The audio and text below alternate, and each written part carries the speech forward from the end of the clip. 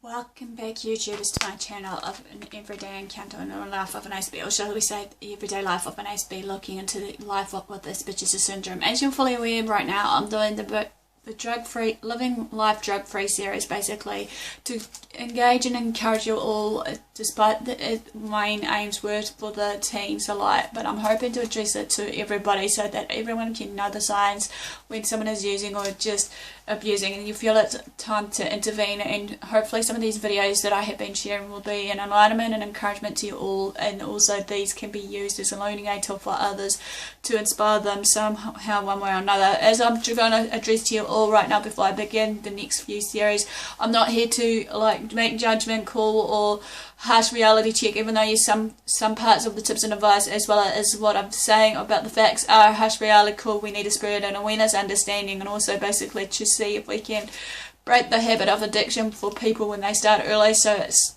never too late to break an addiction. It's just a matter of time and also finding the right support network around you, sort of thing.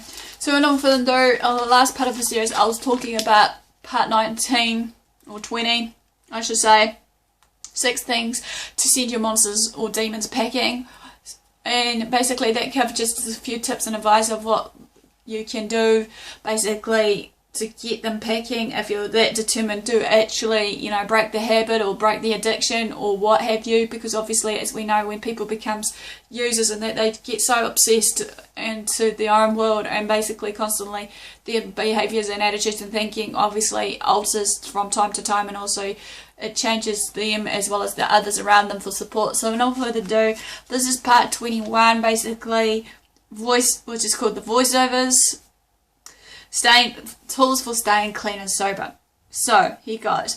Number 1 for this is basically, as we know, is more than cliche slogans that can help us. This is important for us, as you know. Has anyone in your circle ever tried to encourage you, regardless that when you're facing that big time rush of that epidemic, that you really want to get that next fix or next high, what have you, even though, do you find it a challenge with these people around you when they do give you some tips and advice to try and encourage you, even though you know in your heart maybe you feel it is wrong with what you're doing, but you just want to do it anyway just to ease the pain or whatever it is that caused you to do this in the first place? There are so many questions that need to be answered though through these cliches. You know the old cliche saying, basically, or shall we say, there's a reason and it's cliche? Well, in other words, this means if they don't work, they wouldn't be used so often, nor for so long, however, of these cliches. They serve a purpose either to encourage, inspire us, or to just direct us one way or another. They're quick, easy how-tos or easy reminders for veil days, for just to remind us that, you know, regardless of what we're going through, besides the using and abusing, it could be for when we're depressed, down and out. So basically this is like a quick, easy little reminders of our day, basically, that as well as just maybe reminders about ourselves of who and what we are as people, basically, because we know that in their everyday life we have our own reasons and purpose in life to achieve, and regardless what that may be, you know, I know for a fact that sometimes our journeys will be a real tough one, even if you don't find the right support network with you and all that. The easy little reminders to get you back on track, or these little cliches or quotes as I call them. Some slogans make great tools for recovery because the main reasons for this is, as I said, they serve as a reminder. Number 2, they provide direction. Again, these simple words can be a powerful tool when you're faced within a crisis or in a crisis, or just need to know what to do in a given situation, just for inspiration, you know, and wind down if you guys do tend to want to, you know, take a break from what you're doing of the using, abusing, or whatever throughout the day, and just reflect, rewind, and relax to what is given to you. And the last bit of the cliche there of the main importance of it, they inspire us and encourage us.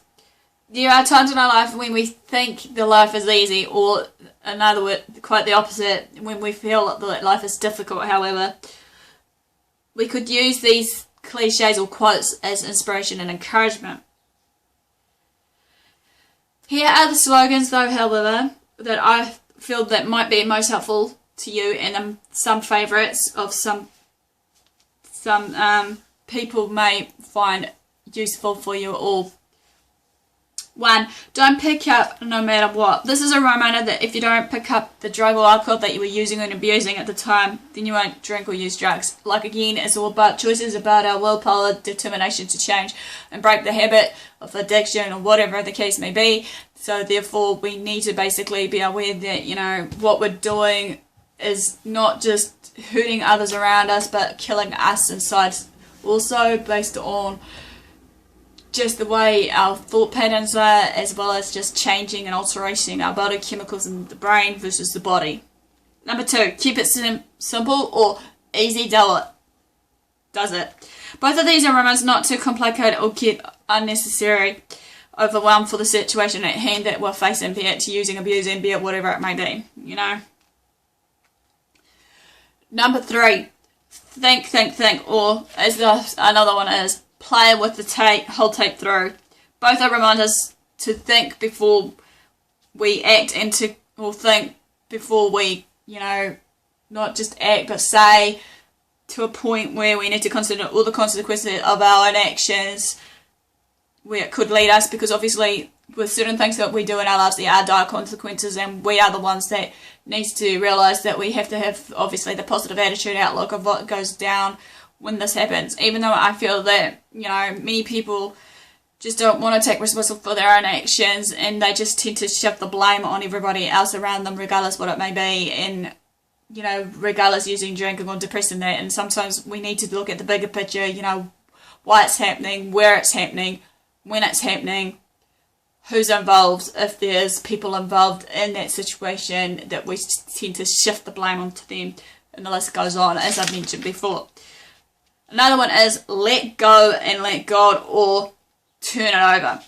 Both are reminders that after you're doing your best, you leave the results up to the higher power if you're basically, you know, a believer in that aspect of your faith of this.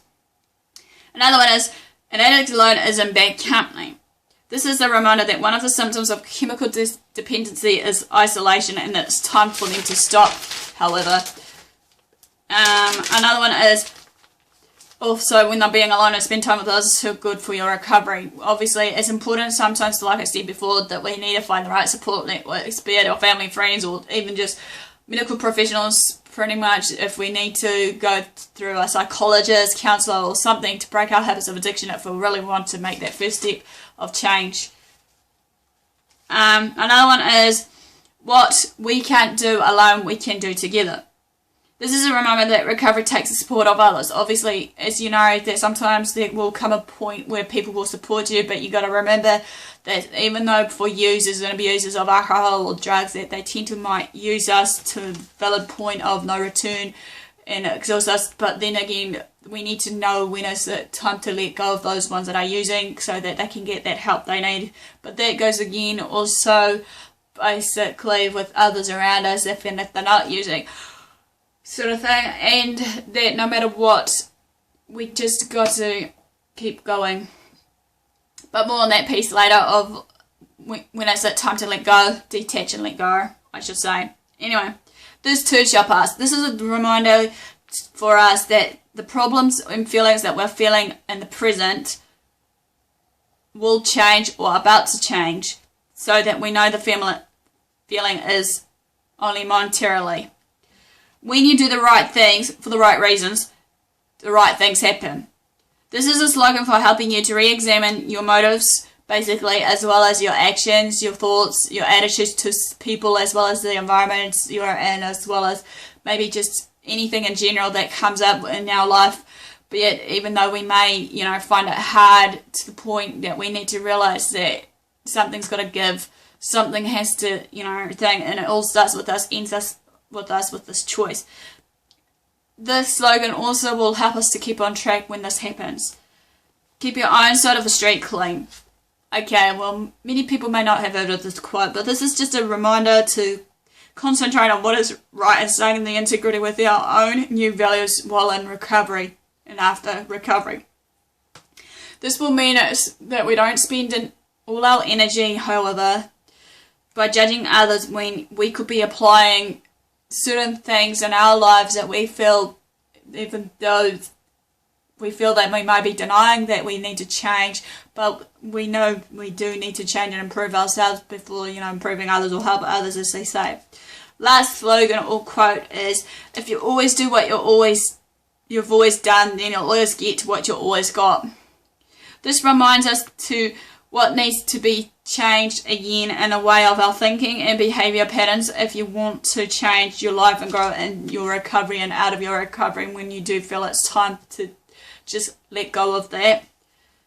Number 2 for this part I'm talking about is identifying your support system. Which what I mean here is, as I said before, we all need support now and again, regardless if we are using, abusing, or just down and out. Even though sometimes I feel that, many times people just tend to try to hide their real feelings and emotions, regardless what it may be, and that they feel that they can do it all on their own. It's okay, as I said, to ask for help now and again, regardless what it may be, sort of thing, because it's never too late to ask for help.